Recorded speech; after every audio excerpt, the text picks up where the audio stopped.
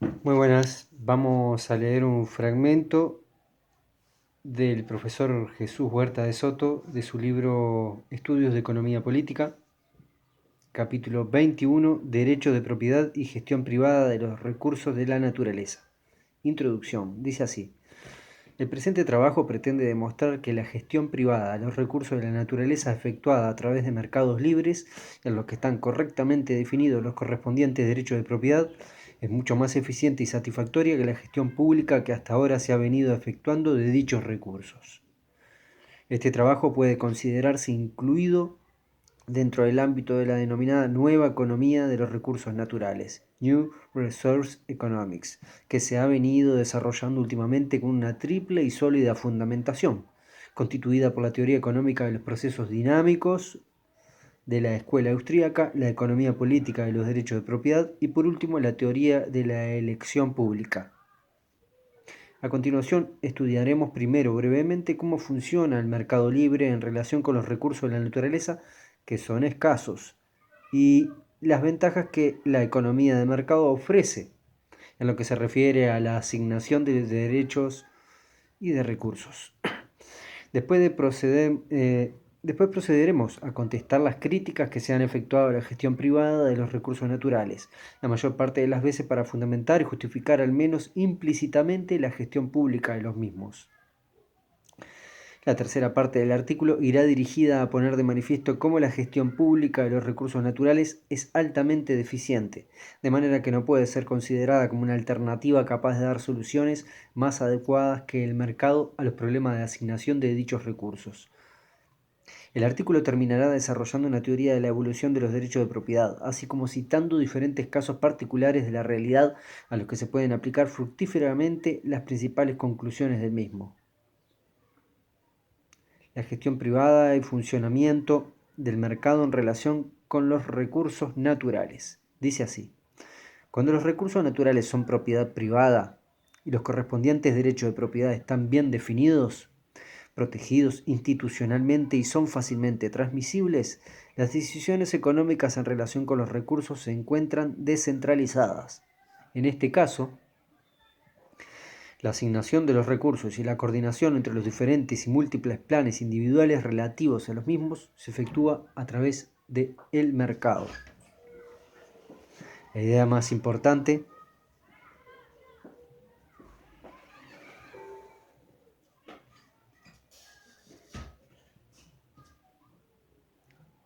es señalar que la situación, los propietarios poseen tanto la información que necesitan para llevar a cabo una eficiente asignación de los recursos, como el incentivo o estímulo necesario para gestionar tales recursos de forma eficiente en beneficio de los consumidores. Igualmente, los consumidores que han de pagar por los recursos naturales que utilizan se aprovechan de la información que conllevan los precios de los mismos y pueden asignar de forma más eficiente su renta en función de la escala valorativa que consideren más adecuada y manifiesten en cada elección. Así, por ejemplo, el propietario de una mina de determinado mineral, en una economía de mercado en la que el resto de los recursos naturales sean propiedad privada, recibe información proveniente del mercado de gran valor en relación con los usos alternativos del mineral que extrae y se ve compelido a asignar el recurso natural del que es propietario aquel valor comparativamente más alto dado que el mercado. El hecho de que ante casos históricos concretos parezca que se verifica o no tal asignación eficiente de los recursos es irrelevante, puesto que hemos de darnos por satisfechos con que existe una fuerza o tendencia constante en el mercado hacia esa asignación óptima, resultado, como hemos visto, de la información que conlleva los precios y los incentivos a maximizar los beneficios por parte de los propietarios, aunque tal resultado óptimo nunca puede alcanzarse como consecuencia de la incertidumbre inherente a toda acción humana, así como del cambio continuo que se da en el mercado, que es fruto de la constante modificación de las circunstancias relevantes y de las valoraciones individuales.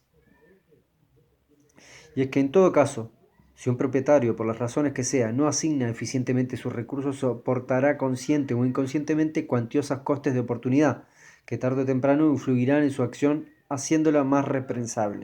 haciéndolo más responsable. Puede afirmarse que la gestión privada a través del mercado de los recursos naturales posee importantes ventajas en lo que se refiere a la diversidad libertad individual, capacidad de adaptación, producción de información y resultados equitativos. La diversidad surge de que en el sistema de propiedad privada de los recursos naturales no existe un único decisor, sino una gran variedad de propietarios y empresarios, cada uno de los cuales ejercen y prueban sus propias ideas sobre cuál debe ser la gestión más adecuada de cara a las necesidades del futuro. De manera que aquellos que anticipan de forma más concreta los deseos futuros de los consumidores de sus recursos obtendrán un premio a su anticipación en forma de beneficios. La libertad individual surge en el mercado básicamente porque aquellos que deseen participar o apoyan una determinada gestión en relación con los recursos naturales, poseen la información necesaria a través de los precios de mercado y el incentivo suficiente para actuar lo mejor posible en cada momento. No importa que tan solo unos pocos sean capaces de prever las oportunidades futuras, si de forma flexible y rápida pueden comprar, vender e intervenir en el mercado de recursos naturales sin necesidad de convencer al 51% de los votantes o a los burócratas respectivos, como sea preciso en el caso de la gestión pública, tal y como analizaremos más adelante. De las ventajas que ellos ven en su forma de actuar. La producción de información es otra ventaja clave en el mercado de los recursos naturales, y es que se ha demostrado que es muy difícil gestionar de manera racional y eficiente aquellas actividades para las que no existe un mercado definido. Sabemos así, por ejemplo, cuánto estaría dispuesto a sacrificar la gente por obtener una determinada cantidad de madera para fabricar muebles. Sin embargo, actualmente es muy difícil conocer, por ejemplo, cuánto estaría dispuesto a pagar el público por disfrutar de un día de campo en el Coto de Doñana o en alguno de nuestros propios parques nacionales que son de propiedad pública.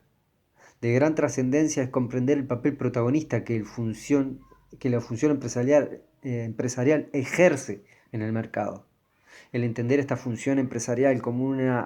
un estar alerta y tener la perspicacia necesaria como para estar al tanto de las oportunidades de ganancia, aprovecharlas, es una de las aportaciones más importantes de la Escuela Austríaca de Economía. La función empresarial es, por tanto, la fuerza motora del mercado y constituye una función integrada o capacidad que se extiende en cada momento histórico, en mayor o mejor grado, por todos y cada uno de los agentes intervinientes en el mismo: promotores, gerentes, trabajadores, capitalistas y consumidores.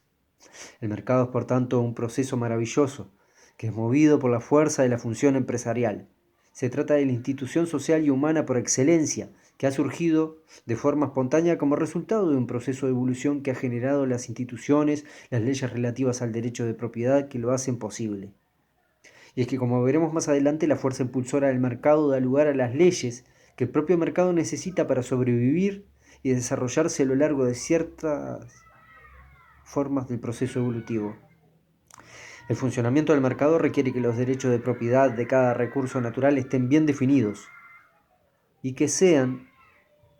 fácilmente transmisibles. Si los derechos de propiedad no están bien definidos, o aunque se encuentren bien definidos, el aparato estatal de coerción no funciona y no lo define con eficacia, es posible que aquellos que de forma relativa valoren menos los recursos en cuestión, los utilicen sin necesidad de compensar al propietario o a los otros consumidores que en términos relativos valoren más dichos bienes.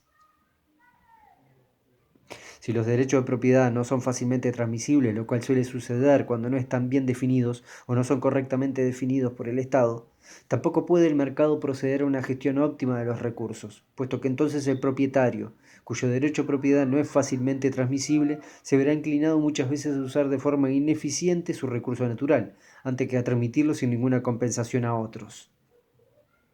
Es por tanto necesario apreciar que la mayoría de los problemas de asignación de recursos naturales tienen su origen no en un mal funcionamiento del mercado, sino en una mala definición y defensa por parte del Estado de los derechos de propiedad respectivos, cuyo buen funcionamiento es preciso para que el mercado funcione. No parece científicamente honesto, por tanto, criticar el funcionamiento del mercado y abogar por un mayor protagonismo del Estado, cuando precisamente el inadecuado funcionamiento de las instituciones públicas, sobre todo en materia de definición y defensa de los derechos de propiedad, impide que el mercado ejerza de forma correcta las funciones que le son propias. Tercero, crítica de los argumentos relativos a la supuesta influencia del mercado, crítica de intervencionismo estatal en materia de recursos naturales. Veamos qué dice por acá. Al final del apartado anterior hemos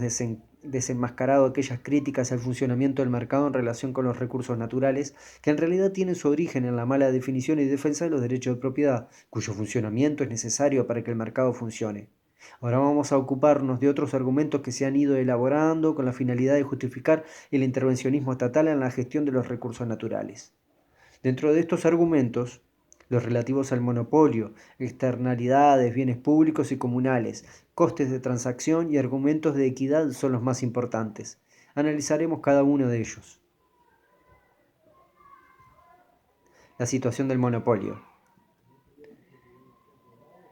La situación que se pretende criticar en relación con el monopolio es básicamente la de aquel caso en el que un único individuo o empresa controla la oferta total de un determinado recurso natural, de manera que en algunos casos curva de demanda inelástica pudiera resultar interesante reducir la producción total y aumentar el precio. Sin embargo, esta teoría del monopolio es muy deficiente. Ante todo, hay que señalar que el monopolio no es una situación estática como la descrita, sino que de acuerdo con las últimas aportaciones de la escuela austríaca al respecto, el problema del monopolio solo puede entenderse al igual que el de la competencia en sentido dinámico, de forma que tan solo cabe concebir un monopolio en aquellos casos en los que como consecuencia de una norma gubernamental se conceda un privilegio en excesiva por el que se restrinja o prohíba el acceso de función empresarial en una determinada parcela del mercado. Fuera de estos casos, no concebibles en una economía pura de mercado, la mayor parte de las situaciones de monopolio que son analizadas por la doctrina corresponden más bien al sano proceso dinámico y competitivo que es propio del mercado. Dicho proceso puede incluso dar lugar a situaciones de aparente monopolio como consecuencia de provisiones acertadas por parte de empresarios que ponen a disposición de los consumidores facilidades y recursos naturales que, aunque aparentemente monopolistas, no habrían surgido en forma alguna sin ese instinto y previsión empresarial que los ideó. Luego, no tiene ningún sentido criticar por monopolista el resultado de un proceso competitivo que, de no haberse verificado, no habría dado lugar de ninguna manera a dicho resultado aparentemente monopolista, pero altamente valorado. El problema de las externalidades. Otra causa que se cita frecuentemente de la insuficiencia del mercado es la existencia de externalidades. De acuerdo con la doctrina más común, una externalidad existiría cuando los resultados positivos o negativos de determinada decisión no fueran soportados íntegramente por el decisor. En este sentido, cabría distinguir dos tipos de externalidades, negativas y positivas. Un tipo de externalidad negativa sería la polución del aire, en la que, por ejemplo, la fábrica que poluciona el aire no soporta los costes que produce sobre las personas que respiran el aire polucionado. En general, las externalidades negativas tienden a producirse en exceso, en prejuicio de las personas afectadas. Las externalidades positivas se producen cuando las acciones del decisor benefician a otros sin que exista compensación por parte de los terceros beneficiados. En este caso, esas externalidades positivas tienden a producirse de menos, en prejuicio se argumenta del público en general. Sin embargo, el argumento de las externalidades es también muy dudoso. En lo que se refiere a las externalidades negativas, está claro que se trata más bien de casos en los que existe una insuficiente definición y defensa de los derechos de propiedad por parte del Estado y no un mal funcionamiento del mercado. En lo que respecta a las externalidades positivas, el argumento es, si cabe, aún más débil, pues toda acción humana, en cualquier contexto, se favorece de externalidades positivas en relación con las circunstancias heredadas del pasado, la situación del entorno presente, etc. Y tanto en lo que respecta a las diferentes instituciones y ventajas que la vida en sociedad conlleva, como a todos y cada uno de los bienes materiales e inmateriales que obtenemos de los demás a un precio de mercado inferior al que estaríamos dispuestos a pagar. No cabe en ningún caso definir de forma objetiva externalidades positivas que de por sí justifiquen especialmente una determinada intervención estatal, ni mucho menos indicar de forma no arbitraria la cantidad de recursos que habría de ser dedicados a dicha actividad pública. Los bienes públicos o comunales. Estos bienes pueden considerarse casos extremos de externalidad positiva. En este sentido se define el bien público como aquel que, una vez que producido, está disponible para que sea utilizado por cualquier persona que pueda aprovecharse de tal bien sin pagar nada. Free rider es por tanto aplicable a la doctrina de los bienes públicos, el argumento ya expuesto en relación con las externalidades positivas, llegándose a la conclusión no sólo de que no cabe definir de forma objetiva un bien público que tenga una naturaleza distinta al resto de los bienes y servicios que proporciona el mercado, sino además que en toda la definición propuesta por la doctrina se incorporan juicios de valor que no es previsible sean compartidos por todos, que en todo caso no son científicos. Los costes de transacción. El problema de los costes de transacción es más bien un argumento denominador común de todos los realizados hasta ahora sobre la insuficiencia del mercado. Y es que no existirían problemas de externalidades, ni de bienes públicos, ni incluso de monopolios si los costes de transacción para evitar free riders, cargar a los productores de externalidades negativas, su verdadero coste, etc., fueran muy pequeños o no existiesen. Los costes de transacción surgen, por tanto, en la mayor parte de los casos, como consecuencia no de efectos inherentes al mercado, sino de una mala definición y defensa de los derechos de propiedad que son necesarios para que el mismo funcione, por parte de los correspondientes entes públicos corresponsables. Además, como veremos más adelante, si no se deja que el mercado funcione libremente, no es posible que el mismo descubra las innovaciones técnicas y legales necesarias para minimizar los costes de transacción. La equidad intergeneracional. El argumento de la equidad intergeneracional, por último, mantiene que la asignación de recursos naturales a través del mercado eliminaría el disfrute de gran cantidad de dichos recursos naturales para las generaciones futuras.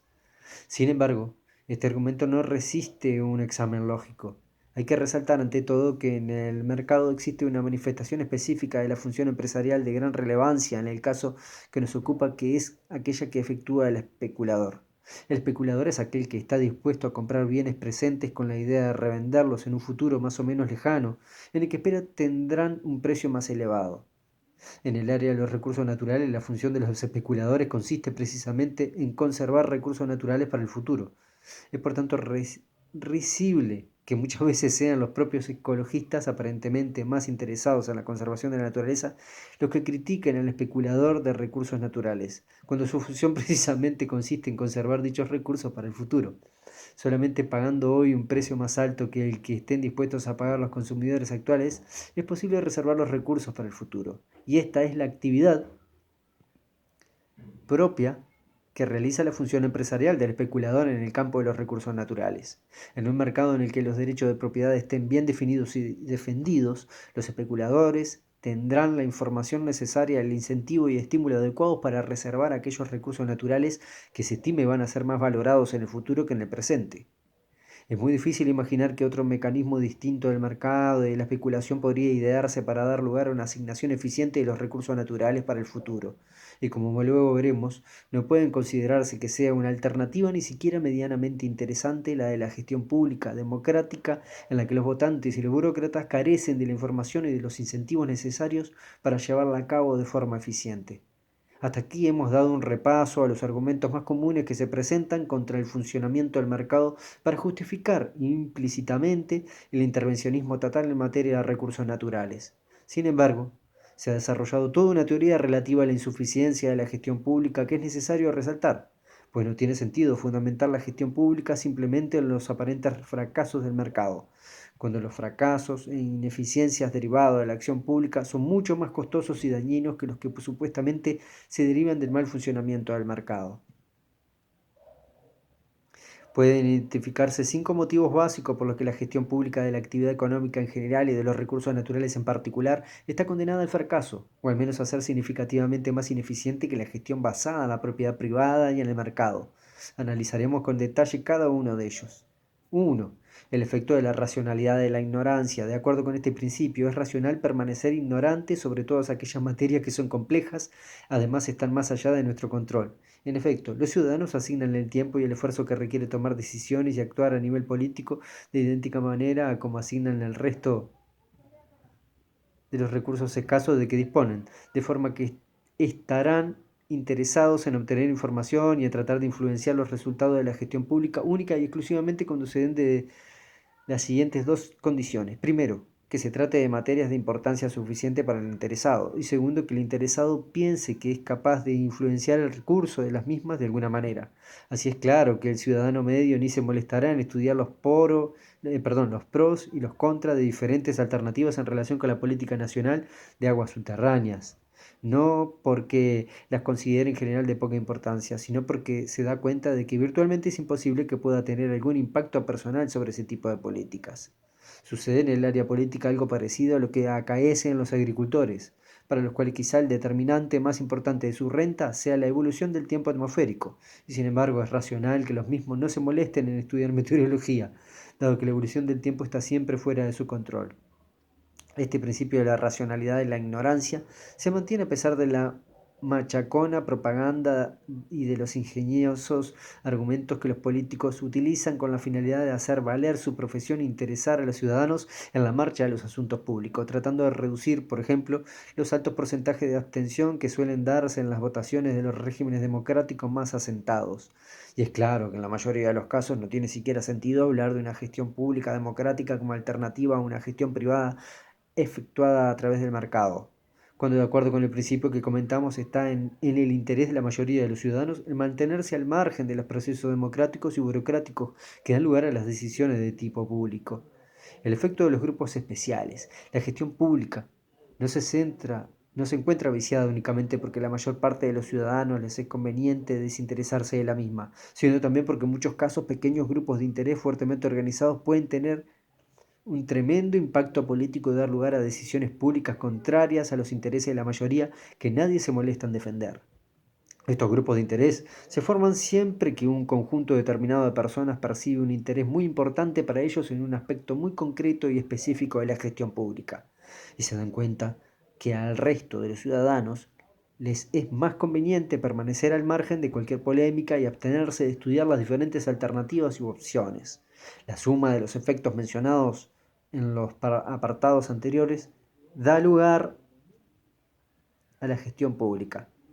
prácticamente en su totalidad sea el resultado agregado de la influencia ejercida sobre el grupo de interés en contra del bien común o interés general de los ciudadanos, habiéndose llegado incluso a la absurda situación de que lo que ganan los miembros de un grupo privilegiado de interés al conseguir una política por ellos defendida en una área concreta, lo pierden como consecuencia del menoscabo que se produce entre sus miembros en relación con el resto de las áreas de la vida social y económica, en la que a su vez han conseguido privilegios particulares otros grupos de interés diferentes.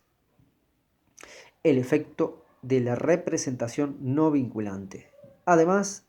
hay que tener en cuenta que incluso, aunque un votante se molestase en estudiar todos los temas públicos por considerarlos importantes y pensara que su intervención en la votación iba a ser la decisiva entre los millones de votos de sus ciudadanos, a la hora de determinar una política se produce la grave dificultad de que el votante, en la mayoría de los casos, no manifiesta su voluntad sobre temas concretos, sino que tan solo elige a un representante, lista o programa de partido político que habrá de configurar en el bloque de la política de cada uno de los temas en cuestión. Está claro que existe, por tanto, una gran imprecisión y falta de conexión entre el voto realizado y la política llevada a cabo, lo cual también se descuenta a priori por parte del ciudadano, y es un motivo adicional para considerar consciente o inconscientemente irracional su participación en la gestión pública democrática. El efecto de la miopía. Bueno, esto yo ya lo había leído, por eso ahora me lo voy a saltar y lo dejamos por acá, ¿no? Ya estoy leyendo cosas que había leído en otra ocasión. No sé si en el canal o... Bueno, lo dejamos por acá. A leer, muchachos.